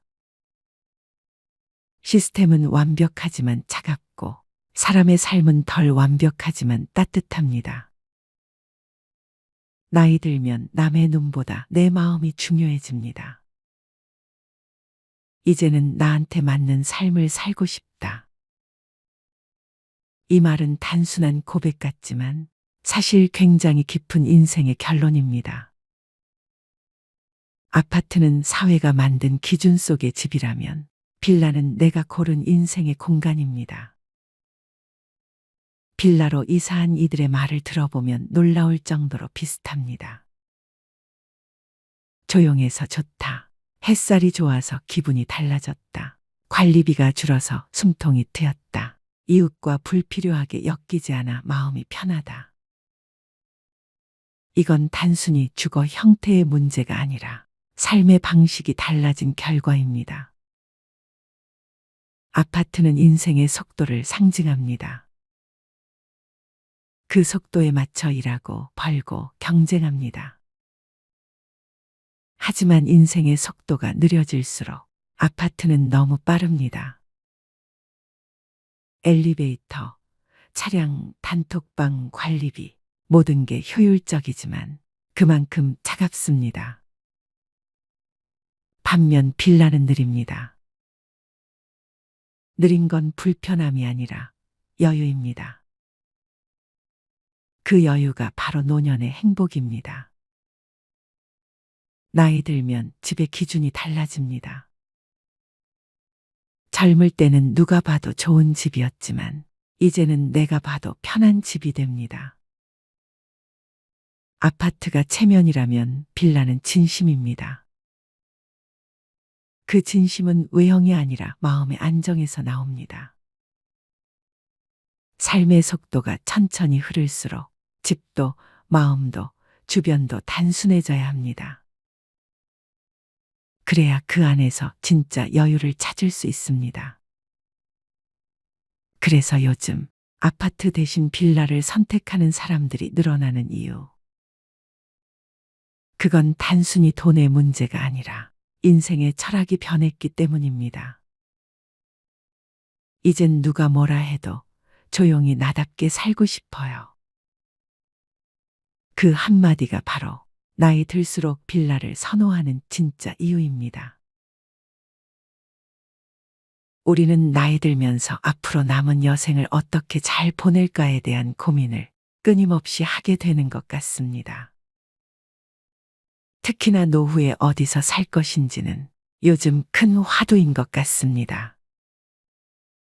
대개 50대까지는 은퇴 생활비 등 재정적인 준비에 치중해오다. 그 이후부터는 거주지 문제로 관심사가 옮겨지게 됩니다.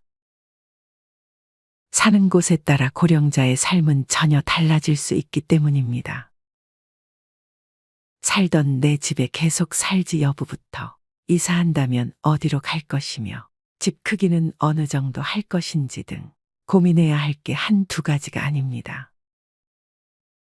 노후에 살 집으로는 어떤 집이 적당할까요? 젊어서 한치 앞을 모르고 마련했던 내 집, 불편해서 옮기고 결혼 후 옮기고 아이가 생겨서 옮기지는 않았나요?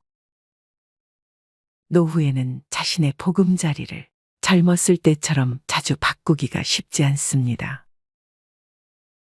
도시에서 복닥거리며 살아왔는데 노후엔 고향이나 한적한 시골에 가서 여유롭게 전원 생활하며 살고 싶은 분들 많으실 겁니다. 그러나 사람들마다 사는 취향이 각기 다르고 경제적인 사정을 감안해야 하기 때문에 결정을 내리기 어려운 사안입니다. 은퇴자들이 흔히 말하는 노후의 집에 대한 로망은 공기 맑고 경치 좋은 전원에 예쁜 집을 짓고 파란 잔디가 깔린 넓은 마당에서 바비큐 파티를 하는 장면입니다. 대도시 인근에는 그림 같은 전원주택들과 타운하우스가 지어지고 있습니다. 그런데 생각보다 많은 장애 요인 때문에 전원 생활을 포기하는 사람들도 있습니다. 귀촌한 사람 중에 잡초와 벌레 때문에 못 살겠다고 호소하는 경우를 많이 봤습니다. 그야말로 직접 살아보지 않으면 모르는 부분들이 많은 것이 바로 전원 생활인데요. 최근 들어 50대 이상 시니어 분들 중 세컨하우스로 전원주택 구매하시는 분들도 많습니다. 그런데 간혹 전원주택을 선택할 때 중요하게 생각해야 하는 요건들을 잘 모르고 무턱대고 주택을 구매하여 사는 내내 돈도 잃고 마음도 다쳐서 다시 도시로 돌아가는 분들도 계십니다. 그래서 노후에 살기 좋은 곳을 고르는 방법을 알고 신중히 결정하셔야 합니다. 오히려 전원 생활은 젊었을 때 하는 것이 좋고 나이 들면 모든 것이 편리하게 갖추어진 도시 생활이 더 낫다고 말하기도 합니다. 자연이 좋다고 무턱대고 전원으로 나갈 것이 아니라 은퇴 생활의 라이프 스타일을 먼저 정한 다음 그에 적합한 주거 환경을 마련할 필요가 있다는 의미입니다. 집이란 것이 우리 눈에 안 보이는 작업도 굉장히 많습니다. 보니 그 과정들을 모두 확인하기가 힘들 수밖에 없습니다. 그러니 너무 급하게 서두르지 마시고 오늘 영상에서 제가 말씀드리는 내용들 잘 참고하셔서 현명한 선택하시면 좋겠습니다. 오늘은 노후에 살기 좋은 곳과 행복한 노후의 필수 조건을 알려드리겠습니다. 첫 번째, 다양한 사람들과 교류할 수 있는 환경. 새로운 곳에서 인간관계와 사회활동을 다시 시작해야 한다면 기존의 지역 주민들과 잘 어울릴 수 있는 곳을 먼저 선택하는 것이 좋습니다. 공원이나 모임 같은 곳에서 정기적으로 사람들과 교류를 한다면 심리적 만족감을 얻는 것은 물론 우울증까지 극복할 수 있습니다. 두 번째, 최소 10평 미만의 집은 피하기. 원래 아이를 키우는데 적합했던 집도 아이가 독립해서 분가하면 노부부에게는 너무 넓은 집이 되기 마련입니다. 그렇기 때문에 무조건 작은 집이 좋겠다고 생각해서 10평 미만의 초소형 주택을 선택하게 되는 경우가 있습니다. 최근에 한 TV 프로그램에서 나이 들면 초소형 주택의 장점이 많다면서 소개하는 영상을 본 적이 있는데요. 요즘은 미니멀 라이프가 유행이고 저도 나이 들면 관리하기 어려운 큰 집보다 적당하게 작은 집이 더 좋지 않을까 생각합니다. 그러나 나이가 들고 부부끼리 혹은 혼자서 산다고 너무 좁은 집은 주거용으로는 적합하지 않은 경우가 많은데요. 불필요한 짐은 모두 비워내고 몸만 누일 수 있고 편하면 좋은 거 아니야 하는 마음에 10평 미만의 너무 작은 규모의 집을 선택하면 짐을 버리고 줄일 건 다 줄였다고 하더라도 자신에게 꼭 필요한 물건들을 넣고 정신적으로 안정감을 느끼며 살아가기에는 작게 느껴질 수 있습니다. 작은 집이라 해도 부부 각자가 방을 하나씩 쓸 수 있어야 합니다. 질 좋은 수면이 노화 방지의 최고의 명약이기 때문입니다. 곁에서 들리는 코 고는 소리로 수면의 질을 떨어뜨리면 안 됩니다. 부부라도 혼자만의 시간을 원할 때 혼자 있을 수 있는 것도 스트레스를 줄이는 지름길입니다. 세 번째, 보건의료시설 접근성. 나이가 들면 밥보다 약을 더 많이 먹는다는 슬픈 말이 있듯이 고령자가 되면 병원에 갈 일이 매우 많아집니다. 나이가 들면 누구나 병마와 싸워야 하는데 몸이 불편해 운전은 어렵고 자녀에게 매번 부탁하기도 힘드니 큰 병원에 인접한 곳에 사는 것이 좋습니다. 병원이 멀리 있어 제때 치료를 못 받게 된다면 크나큰 병을 만들 수 있습니다. 의료시설을 고려하지 않을 경우 병원에 가기 위해 먼 거리를 이동해야 하고 위급한 상황 발생 시 해결할 수 있는 골든타임을 놓칠 수도 있습니다. 네 번째, 편리한 대중교통. 이동하는데 체력적, 정신적으로 부담이 덜한 곳인지, 대중교통이 잘 갖춰져 있는지, 교통 및 편의시설 접근성을 고려해야 합니다. 대중교통이 불편하면 생활 반경이 좁아지고 먼 거리 외출이 어렵기 때문입니다. 마트나 병원 등 자주 가야 하는 장소는 걸어갈 수 있는지, 걸어갈 수 없다면 대중교통을 이용하는데 불편함이 없는지 살펴봐야 합니다. 다섯 번째, 무료함을 달랠 수 있는 문화시설. 오랜 직장 생활을 끝내 은퇴 이후에는 비교적 시간 여유가 늘어나 무료함을 느끼기 쉽습니다. 쇼핑센터나 문화센터가 잘 갖춰진 곳에서 거주한다면 쇼핑, 공연, 관람 등 다양한 문화생활을 할 수 있고 취미도 더 쉽게 만들 수 있습니다. 적절한 문화생활은 몸과 마음을 건강하게 만들어줄 것입니다. 여섯 번째, 치안 상태. 폭력범죄, 절도 범죄 등 고령자 대상 범죄는 매년 증가하고 있습니다. 주거지를 정할 때는 주변 CCTV 등 치안 상태를 확인하고 주변에 도움을 요청할 수 있는 곳이 있는지도 확인해 보는 것이 좋습니다. 마지막으로 집을 선택할 때 필수적으로 알아둬야 할 것들을 알려드리겠습니다. 도시에 살게 될 경우 노인들은 계단이나 문턱의 위험이 없는 집이 좋습니다. 거동이 불편하여 보행 보조기, 휠체어를 사용할 경우를 감안하여 2층 이상의 주택이라면 반드시 엘리베이터가 설치된 곳이어야 합니다.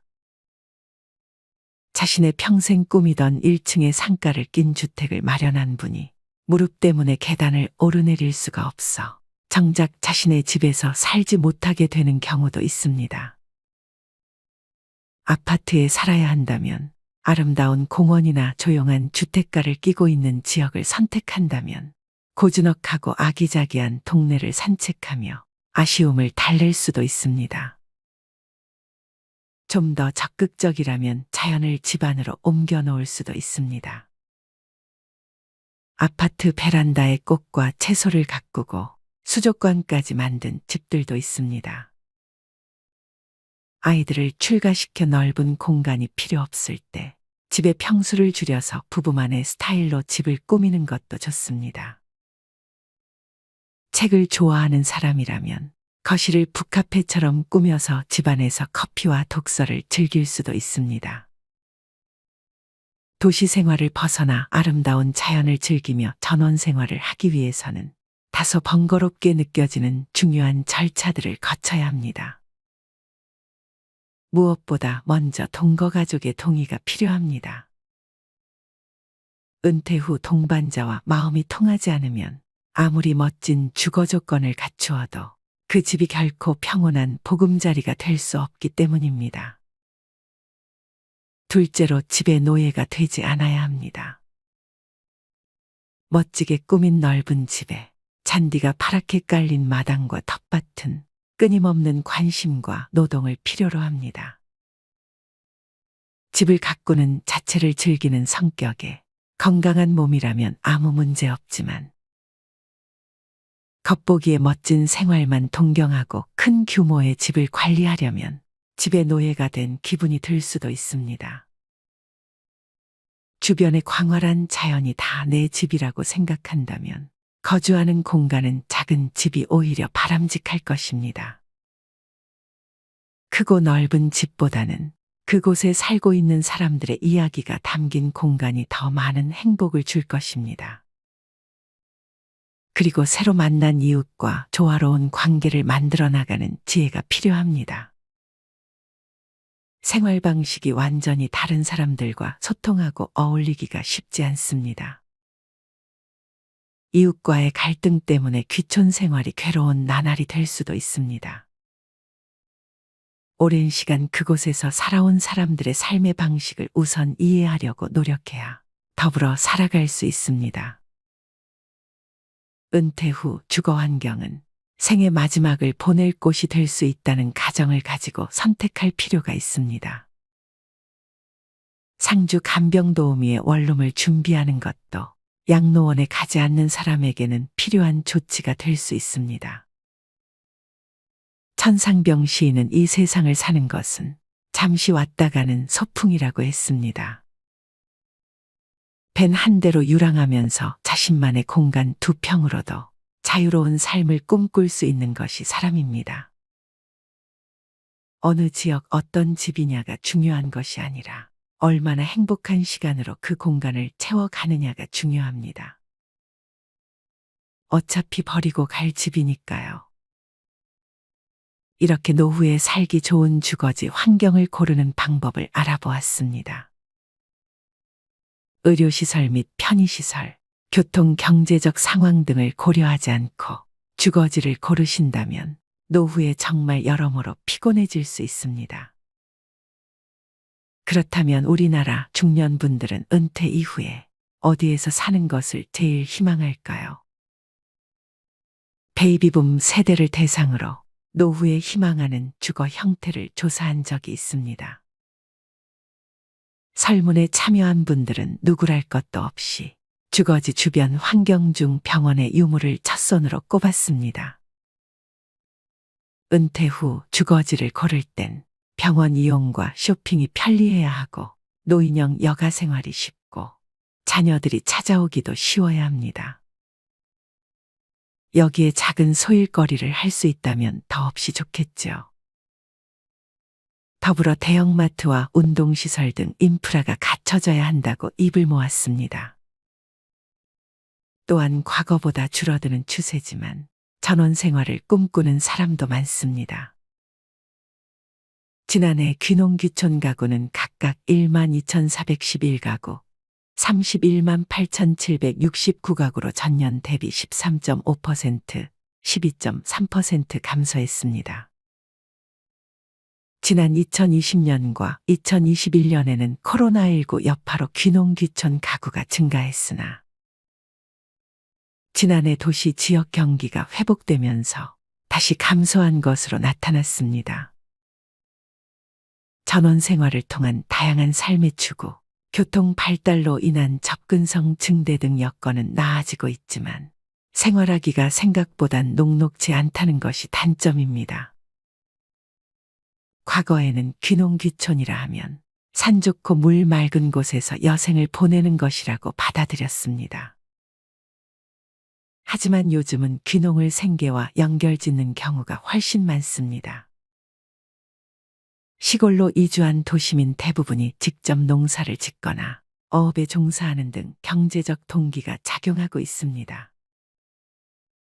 그러나 농사가 말처럼 쉬운 일일까요? 평생 풀 한 번 베어보지 않다가 갑자기 뙤약볕 아래 농사를 짓다는 건 중노동이나 다름없습니다. 정착에 실패해 역귀농 귀촌하는 비율이 정부 통계상으로 10%에 그치지만 실제로는 이보다 훨씬 많다고 귀농인들은 말하고 있습니다. 귀농 생활을 너무 안일하게 생각하지 말라는 뜻입니다. 최근엔 도시와 시골을 오가는 셔틀 거주족이 늘고 있습니다. 일주일 중 전반부는 도시에서 살고 후반부는 시골에서 귀농 생활을 하는 시기입니다. 도시에 자기 집을 두고 지방에 1년짜리 전세를 구해 살다가 전세 기간이 끝나면 다른 지역으로 옮겨가며 전국을 돌아다니겠다는 사람도 있습니다. 어떤 방식이든 귀농의 위험관리 차원으로 보여집니다. 몇 년 전부터 코로나 확산으로 시중에 돈이 많이 풀리다 보니 부동산 가격이라든지 물가가 너무 많이 올랐습니다. 우리가 노후에 살고 싶은 곳을 선택하기 전에 먼저 경제적 여건과 건강, 사고방식에 따라 선택은 달라집니다.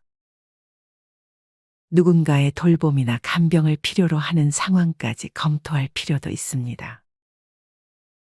우리가 노후를 보낼 주거 환경을 따질 때 가장 중요하게 생각하는 것이 바로 은퇴 자금인데요. 내가 일부 가지고 있는 노후 자금으로 집을 구하는데 모두 쓰면 절대 안 됩니다. 우리가 나이가 들수록 현금 흐름을 확보하는 게 가장 중요합니다. 물론 노후를 좋은 집에서 보내는 것도 좋지만 계속 일을 할 수 있을지도 모르는 상황에서 은퇴 자금을 집에 전부 투자하는 것은 지양하는 것이 좋습니다. 또한 서울에 집을 현재 보유하고 계신 분들이 전원 생활을 하기 위해 현재 있는 집을 팔고 경기도나 강원도로 가시는 경우도 종종 있는데요. 이런 고민을 하시는 분들이 계시다면 지금부터 주목해서 보시기 바랍니다. 우리가 2030년에서 2050년까지 대한민국 인구를 예측해보면 인구는 점점 줄어들 예정입니다.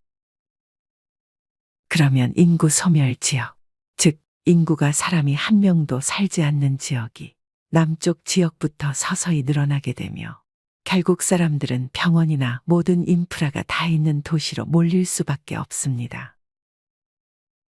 그러다 보니 사람들은 비싸도 수도권을 벗어나기 힘들게 되죠. 이 때문에 나이가 들어 전원 생활을 즐기고 싶은 분들이나 수도권에 있는 집을 가지고 있는 분들이 서울을 떠날 때 반드시 전세를 주고 가라는 이야기를 하는 겁니다. 서울에 있는 집을 팔고 지방으로 가면 다시 서울로 돌아오기가 힘든 것이 현실입니다. 따라서 전원 생활을 즐기시더라도 서울에 있는 집을 매도하고 떠나기보다는 병원을 자주 다녀야 할 시기에 다시 큰 병원들이 많은 서울로 다시 돌아올 수 있는 집은 꼭 남겨두시고 가시기를 추천드립니다. 또한 은퇴를 앞두고 계신 분들이 은퇴하면 한적하게 전원 생활을 즐기며 시골에 가서 집 짓고 농사 짓고 살고 싶다는 분들도 굉장히 많은데요. 하지만 시골에 있는 땅을 사서 집을 짓는 것은 절대 하시면 안 됩니다. 이것은 정말 노후 파산으로 가는 지름길이기도 한데요. 아파트와는 달리 전원 생활은 어쩔 수 없이 마을 공동체 활동을 해야 합니다. 도시에 오래 살아온 사람들은 마을 사람들의 성향을 알 수 없기 때문에 마을 사람들과 섞이기가 쉽지 않습니다. 또한 병원 갈 일이 생겨도 노후의 전원 생활은 병원 접근성이 떨어져서 위험할 수 있습니다. 젊고 건강한 나이라면 상관없지만 병원과 친해지는 나이에 병원 접근성이 떨어진다는 것은 치명적인 단점이 될 수 있는 것이죠. 뿐만 아니라 전원주택은 모든 걸 혼자 해결해야 하기 때문에 집에 무엇인가 고장이 나면 일일이 알아보고 고쳐야 하니 관리 비용이 만만치 않습니다. 무엇보다 전원 생활의 가장 큰 단점은 바로 황금성입니다. 아파트는 누구나 선호하는 부동산이기 때문에 필요하면 매매가 어렵지 않게 이루어지지만 전원주택의 경우 조건에 맞는 매수자를 찾기가 쉽지 않습니다. 전원 생활을 하다가 생각보다 녹록지 않아 집을 팔고 다시 서울로 가야겠다고 생각할 때는 힘들게 지은 집을 반값에 파셔야 할 수도 있습니다. 만약 전원 생활을 꼭 해보고 싶다고 생각하시는 분들은 급매로 구매하는 것이 제일 좋으며 땅을 사서 집을 짓는 것은 절대 추천드리지 않습니다. 요즘 여러 지자체에서 귀농 귀촌을 장려하기 위해 집을 지어놓고 1년씩 빌려주는 프로그램도 운영하고 있기 때문에 이런 프로그램을 알아보시고 직접 체험을 한번 해보신 후 결정을 하셔도 충분합니다. 무조건 땅을 사서 집을 짓는 것은 절대 해서는 안 됩니다. 시골에는 빈 집도 많기 때문에 그런 집에 전세나 월세로 살아보시면서 동네 사람들과 어울려보고 농사도 지어보고 시골에서 사는 것이 1년 내내 좋은지도 경험해보고 결정하시기를 추천드립니다. 은퇴를 했다는 이야기는 건강을 자신할 수 없는 나이라는 이야기이기도 합니다. 내가 갑작스런 상황에서 건강 문제 때문에 또는 자녀들 문제 때문에 긴급히 돈을 필요로 할 때 노후 자금을 모두 주택 자금으로 써버린다면 그 다음에는 해결 방법이 없습니다. 그렇기 때문에 은퇴 자금을 한번 계산해보고 거기에 맞는 현금 흐름을 충분히 확보하고 난 후 남은 범위 내에서 주거 문제를 해결하면 가장 좋겠습니다. 집은 정신과 육체가 쉴 수 있는 삶의 터전입니다. 은퇴를 하고 노년이 될수록 집에 머무르는 시간이 길어지므로 안정된 주거 환경이 더욱 중요해집니다.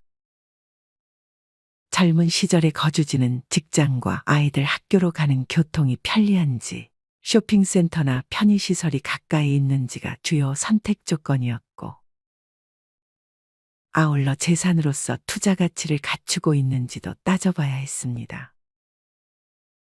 최상의 주거 환경에서 살기보다 불편도 감수하고 은행 빚을 갚으며 사는 사람이 많습니다. 그런 측면에서 보면 노년에 이르러 주택담보대출의 제약에서 벗어나 어디든 갈 수 있는 자유를 누릴 수만 있어도 다행이라는 생각이 듭니다. 그런데 지금까지 살던 관행 때문에 그 자유를 누리지 못한다면 이보다 불행한 일은 없을 것입니다. 남들의 시선, 재산에 대한 욕심을 내려놓고 나에게 가장 평온한 주거 환경을 찾아서 노후 생활을 하는 것이 중요합니다.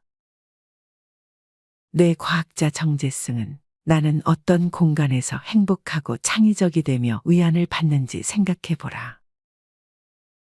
역세권이나 학군, 투자 가치만으로 집과 건물을 바라보지 말고 공간 속에 놓인 나 자신의 내면을 들여다보라라며 신경 건축학적으로 집이라는 공간의 중요성을 강조했습니다. 집값이 천정을 모르고 상승할 때 도심지에 보유한 아파트를 팔기는 쉽지 않습니다. 그러나 집은 나이에 맞게 관리하기 딱 좋은 곳으로 바꿀 필요가 있습니다. 아이들을 키우고 자산으로 관리해왔던 집을 정리하여 노년의 신체와 활동 반경에 맞는 작은 집을 마련하는 것도 좋은 선택입니다. 심플한 삶의 열풍을 일으킨 프랑스 작가 도미니크 로로는 행복은 살고 있는 공간의 넓이에 달려있지 않으며 집은 작을수록 노인에게 더 적합하다라고 작은 집을 예찬했습니다. 이상으로 노후의 주거지를 선택 시 고려해야 할 사항들에 대해 알아보았습니다. 노후의 삶은 주위에 어떤 환경이 갖춰져 있는지에 따라 달라질 수 있으므로 자신의 생활 라이프에 맞춰 우선순위를 정해 주거지를 고르는 것이 중요합니다. 여러분들은 노후에 어떤 집에서 살아가고 싶으신가요?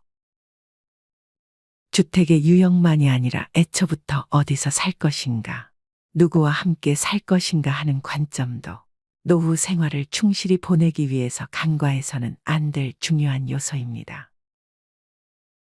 어디에 살 것인가, 누구와 살 것인가, 그리고 어떤 집에서 살 것인가라는 세 가지 관점에서 과연 나의 노후 생활을 풍요롭게 하는 생의 마지막 집으로 무엇이 좋을지 잘 생각해 보길 바랍니다.